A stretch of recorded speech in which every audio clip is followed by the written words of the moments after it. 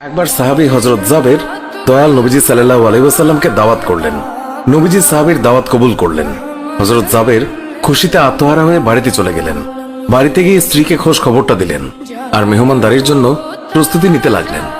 বড় ছেলে আব্দুল্লাহকে নিয়ে খাসি জবাই করে অন্য কাজে যখন হযরত জাবের ঘর থেকে বাইরে গেলেন, ইতিমধ্যেই হযরত জাবেরের ছোট ছেলে ঘুম থেকে উঠে খাসি তালাশ করতে লাগলো। বড় ভাই তাকে জানায় খাসিটিকে জবাই করা হয়েছে। ছোট ভাই বায়না ধরলো, খাসি কিভাবে জবাই করে আমাকে তা দেখাও। অগত্যা বড় ভাই ছুরি হাতে করে ঘরের পেছনে গিয়ে বলল, এখানে জবাই করা হয়েছে। ছোট ভাই জানতে চাইল কিভাবে।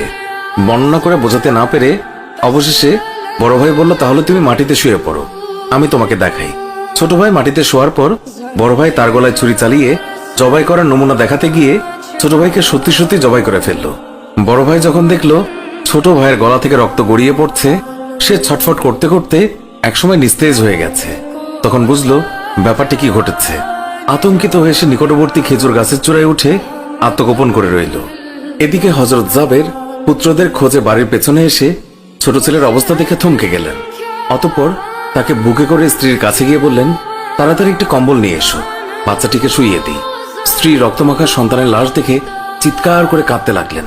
কিন্তু স্বামী হযরত জাবের তাকে সান্ত্বনা দিয়ে বললেন, আজ আমাদের শোক প্রকাশ করার দিন নয়, আজ দুঃখ দেখলে নবীজিও দুঃখিত হবেন। অতএব ধৈর্য ধারণ করো, কষ্ট করে হলেও মুখে হাসি ফুটিয়ে তোলো। তারপর তারা দুজনে মিলে ছোট ছেলেকে কম্বলে মুড়ে রান্নাঘরের পেছনে রেখে আসলেন।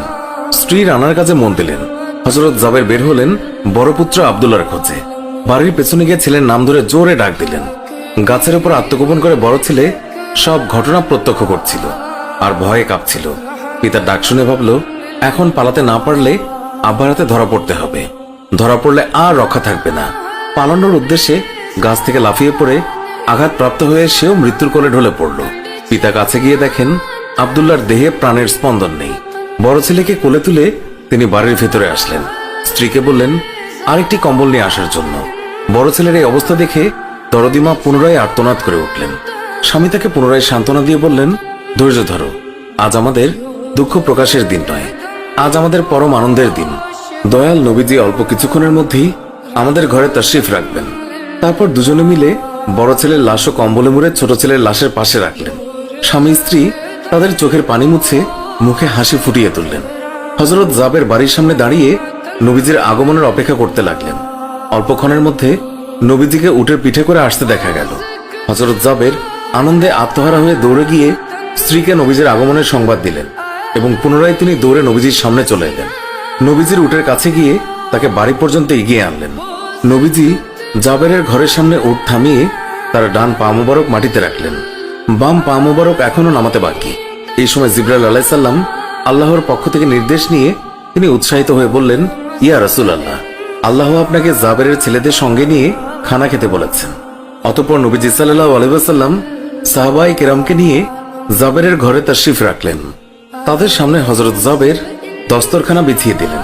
তার স্ত্রী খাবার বেড়ে দিলেন আর তিনি সেগুলো এনে মেহমানদের সামনে হাজির করলেন।